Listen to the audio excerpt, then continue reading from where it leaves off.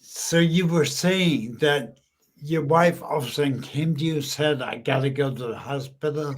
Yeah, it was. She had come home from work, and it was like about 9:30 at night, and she says, "I don't feel very good in her stomach." So we went to the hospital, dropped her, and I couldn't go in because it was COVID, and they weren't admitting any non-emergency room people. All right, so I get home, and I find out the next day that at midnight they had scheduled emergency life-saving surgery. Her colon had ruptured, and all sorts of waste products. They ended up cutting out 8 inches of her colon, stitching it back together, and they took 22 liters of water to flush the internal body cavity out. All right, and that was her whole reserve.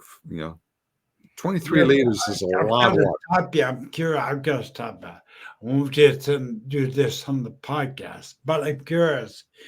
Did you have any warning signs before? Was she having issue? Nip? No. Oh my God. No. So anyway, we go. She's in the hospital for 9 days, and then we get home, and then we have a visit with the oncologist, and says, "Okay, you've got stage 4 colon cancer, and what we recommend is doing a course of chemo, and you will probably have maybe 2 or 3 years of life left." Oh my God. And says, with the chemo, you'll never work full time again, and it might be 6, 9 months before you even consider going back part time. So she goes, "Okay, well, thank you. Let me think about it." So we go home, and she opens up her computer. Let me back go back 5 years earlier. She had we were living in Seattle at the time, and she had a breast sarcoma that was surgically removed. All right. And she had mastectomy, had breast reconstruction, and everything. And that worked out fine. So back then, she was looking at integrative health approaches and clinics. Fast forward 5 years later to 3.5 years ago, she said, Glenn, take a look at this website over here. So we looked at it, and they there was one of these integrative health places. And she says, I want to check it out. So we called them up the next day because it was the end of the day.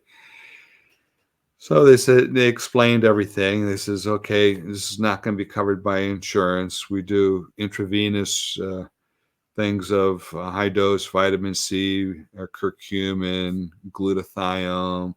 We do blood ozonation and all sorts of different therapies. And you'd be here maybe 6, 7 weeks, and that's typical for patients with colon cancer, stage 4 colon cancer. So he says, okay.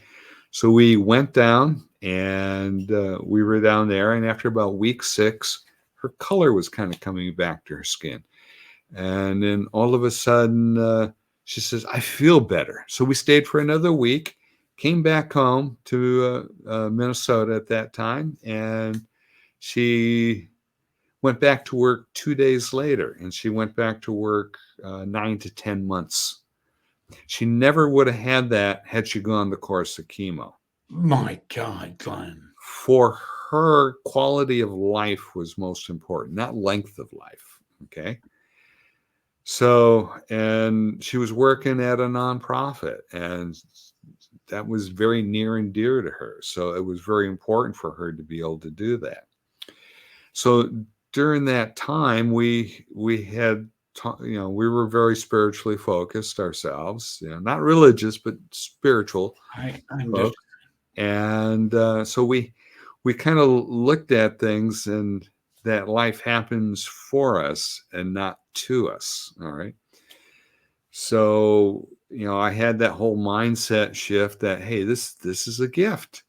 What can I learn from it? And then she had a relapse that kind of came up, and they said, okay, you probably have 2-3 months alive, and we want to do this aggressive chemo. And she says, again, for her, it was about quality of life, and she just didn't want to be sick for 3-4 months. All right. She says, let this run its course. All right. She was happy with that. She was content. And I kind of wondered, hey, what lay ahead for me? All right. So it was like inwardly, I kind of saw myself on a large platform stage speaking in front of 10,000 plus people, talking about something positive, inspirational, and transformational for the entire audience.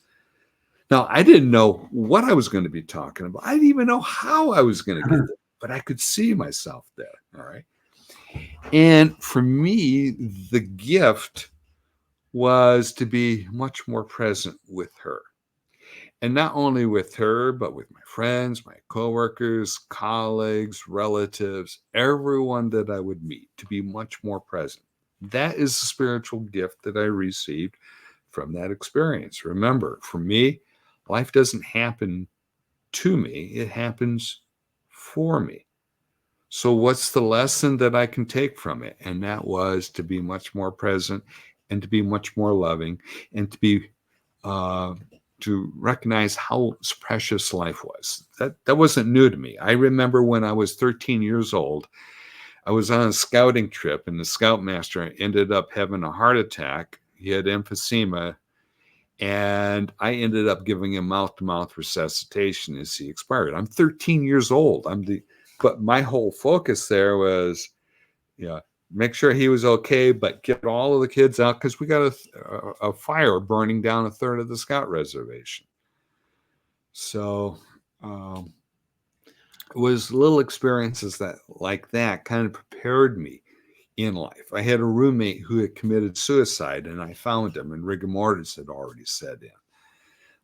So it was. Wow.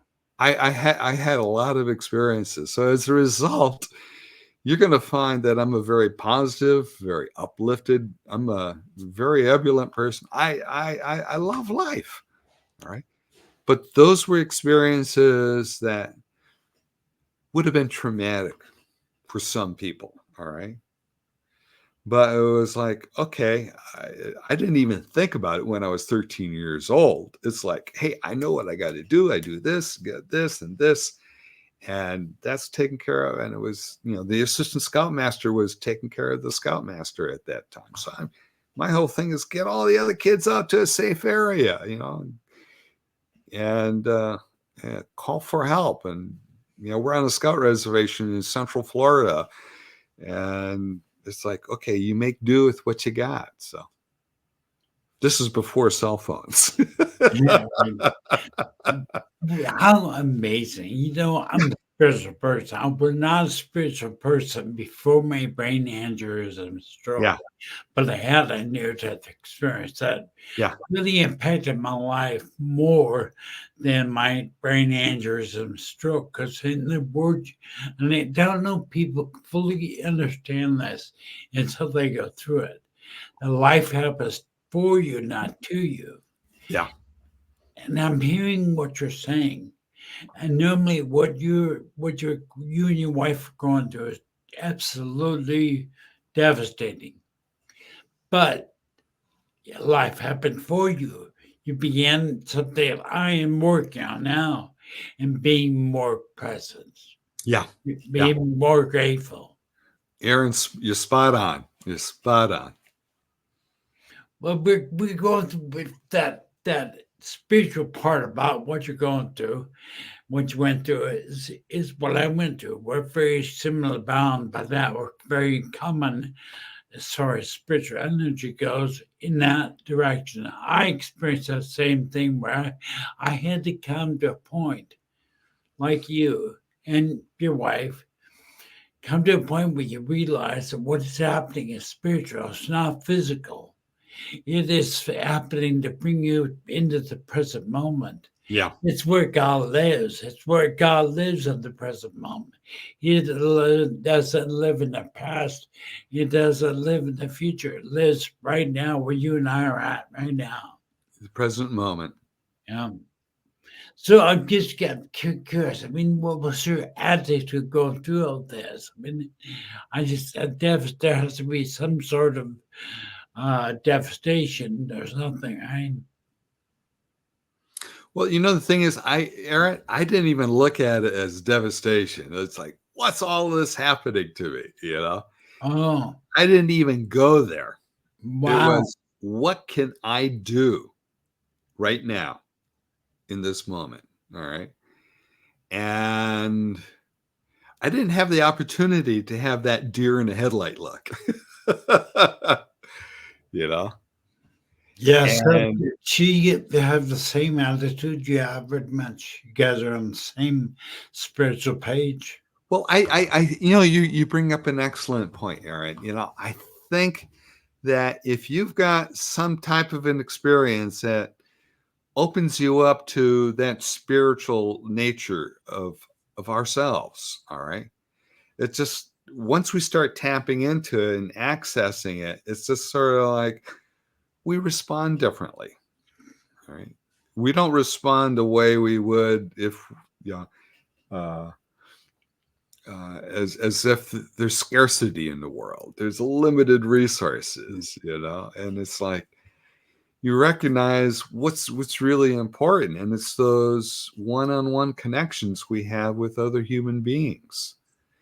To be able to recognize that, and this is a big lesson for me that I've learned through my many years and going around the sun so many times, but to recognize, I just had the thought, I just lost it, but anyway, to recognize that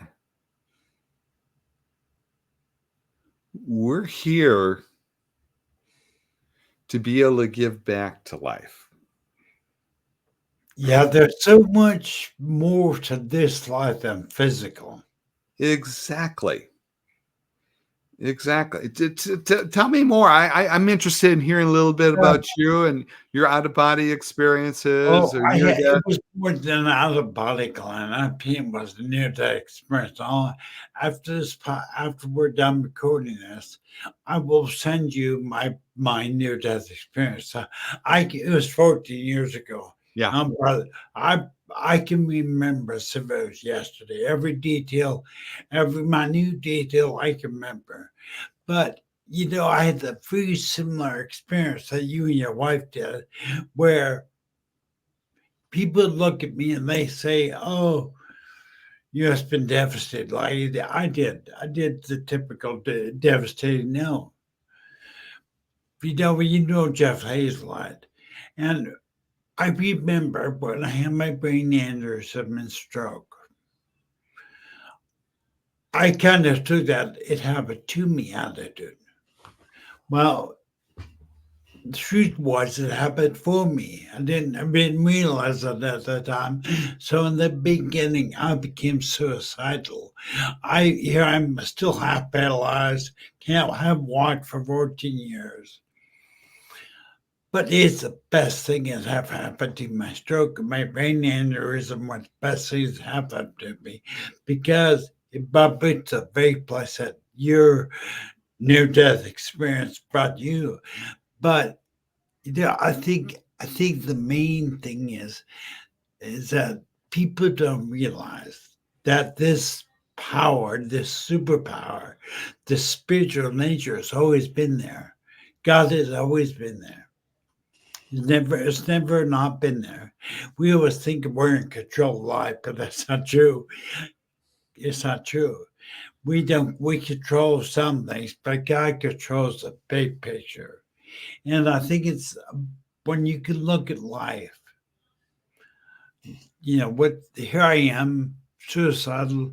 I'll go back. I did suicidal thinking it happened to me, not for me. But then I began to watch Chef Hazlett on YouTube. And he started talking to me about attitude, about success being attitude, about there's nothing you can do with the right attitude. And I started realizing, you know what? I can do something. It didn't happen to me, it happened for me. I'm here to become president now, just like you just said, Glenn, that I became president and realized that it's happened for me. And now look at me, I built a multimedia corporation. I'm building host this podcast, and I'm just so blessed. I am so happy it didn't happen to me. To me, it happened for me. Yeah. So now, is your wife she's still good? She's doing good. What's her attitude like? No. She passed away. Oh my goodness, I did not Yeah. expect that. No worries. No worries.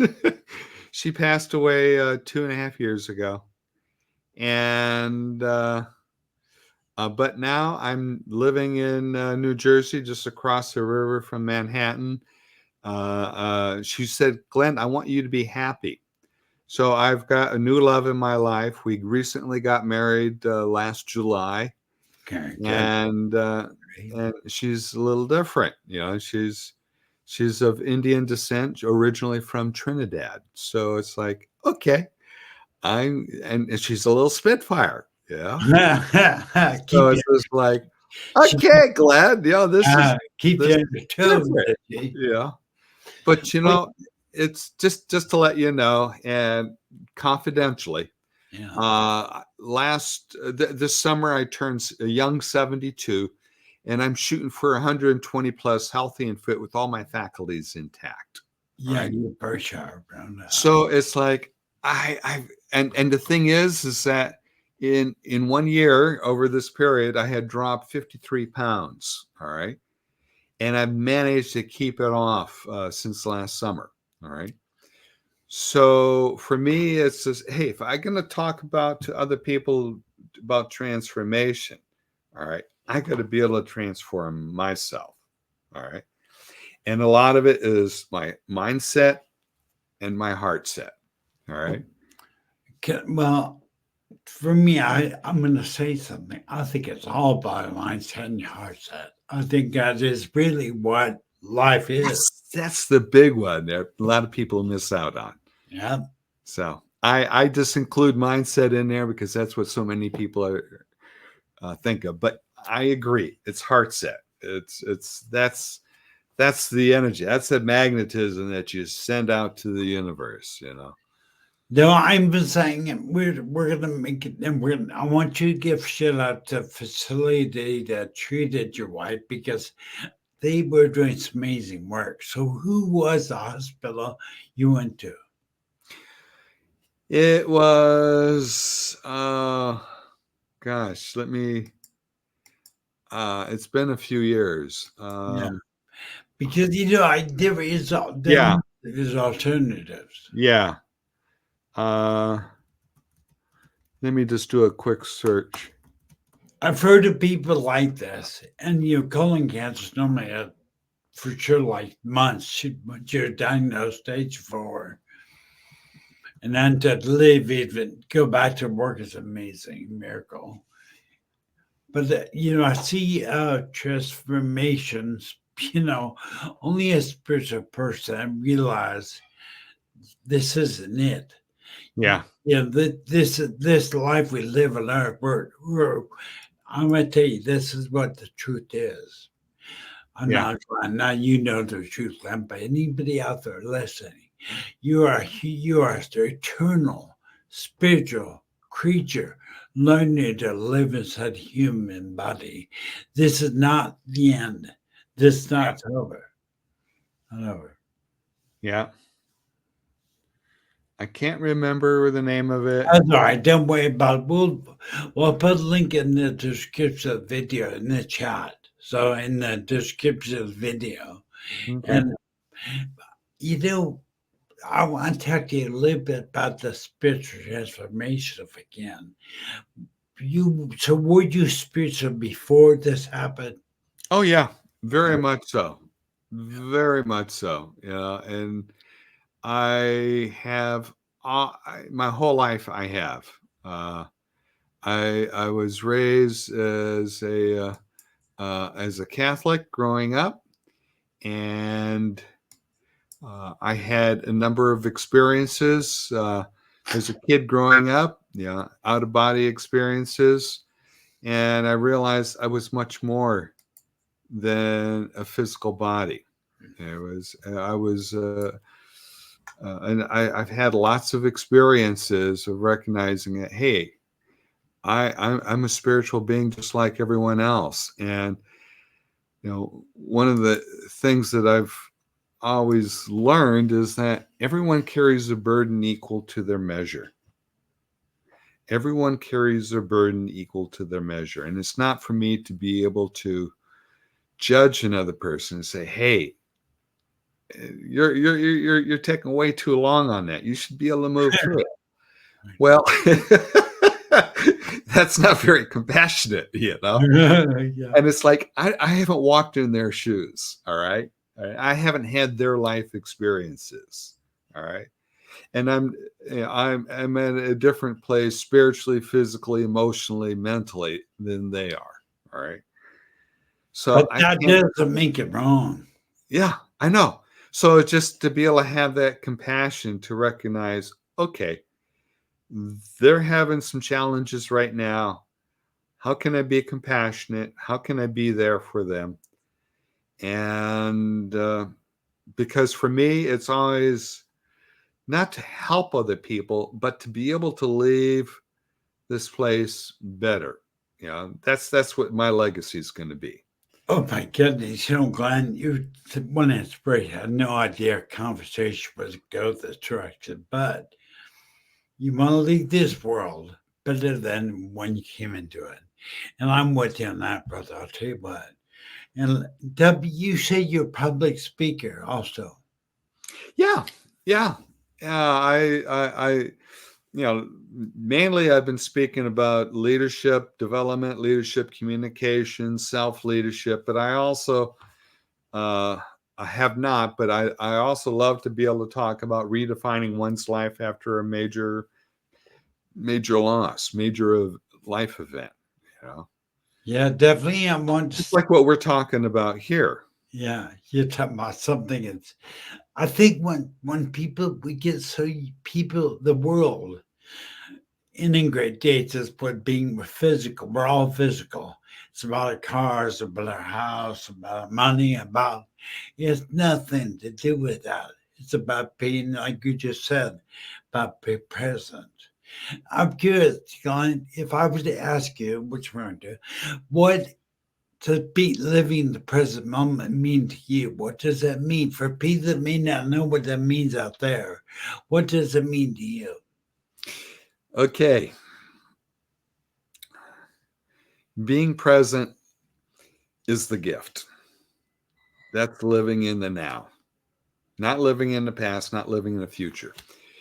If I may share something, a lot of people will look, I like to look at it as the present moment is directly what's in front of you.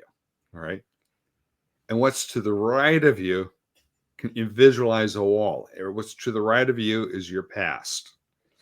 And what's to the left of you is your future. All right. That's the context that we Oh, I pretty much like this. I like look it. at. All right. So we have past, present, and future. All right. However, if you look at quantum physics, they don't have time as in any of their equations. It's all happening in the now. So imagine that with these walls, these imaginary walls that we put up to define past, present, and future, dissolve those walls and let all of those realities kind of shift into one. That's the present moment. Oh, I like that. I don't think I've ever really heard anybody explain that way because I'm going through the transformation. I'm still not there, but I'm the present moment and those walls is all like a man speaks to my core. I tell you what, because the past mistakes I've made, and the future I don't know anything about. But yet I They're try to they're keep they're all it blending together simultaneously. Yeah. amazing, And amazing. and it's where we shift our attention. All right. That creates this. Where we're focused on. So for me, what that means is I know I've had some past experiences, but I can tap into them right now in this moment, in this instance. I can relive an experience. I can take a look at, hey, what's the future that I'm creating for myself? All right. You know, it's like my past does not dictate my future because it's a soup. Uh, All right. And it's sort of like, it's just like I can go ahead and create whatever it is that I want. And I can create a past timeline if that will help me going forward. All right. Or to be more present, but it's not necessary. All right. So in the present moment, it's just like, this is all that really matters. All right. And that whole concept of time is just a construct. If you go back to the primitive, all right, the primitive peoples, all right, they didn't live according no. to a clock. All right. They lived their life and they had very rich relationships. They had, the hunter gatherers, they had different experiences. All right. That was not governed by time. All right. That's only in recent centuries, thousands of years, that notion of time has come into play. But It's funny, because I said when you were sure, talking, sure. when you were telling me, because I'm defining what it meant to live in the present moment, and you were just defining to me the past and on the left or right, and the future. Both of them, I love, but stay centered. In my mind, I immediately began to see this. It's a road. It's the only road you can go forward on is a center road. It's, You it's what's in front of you. What in front of you. Yeah. Yeah. Amazing. And Amazing. that's where that's where we get to tap into our creative imagination. All right. Yeah, I've actually been very like fortunate to experience that because, physically, I've still got a lot of deficits, but what that means, I'm getting to help thousands of people around the world that have suffered a stroke or brain injury. And I meet people like you, talk to you, but this is no mistake. Yeah. Hey, just to let you know, I got another call right now. Okay, I just well, that's perfect. But all right, first of all, would you mind if I keep this as a podcast? Because it was good enough. we can maybe we can redo it because I'd love to have the background changed a Okay, all little right, bit. well, what we do, I'll talk to you later. But thank you so much for sending. I wish you the best. Glenn. Bye. Okay. Hey, if you just want to do it audio, the audio is fine. But yeah, I'd like to change the background. Okay, well, yeah, all Put right, the green screen up. that's not good. So we'll reschedule. We'll reschedule it. Yeah. All right, have a great day. I'll let you get to your call, Glenn. Great. Bye.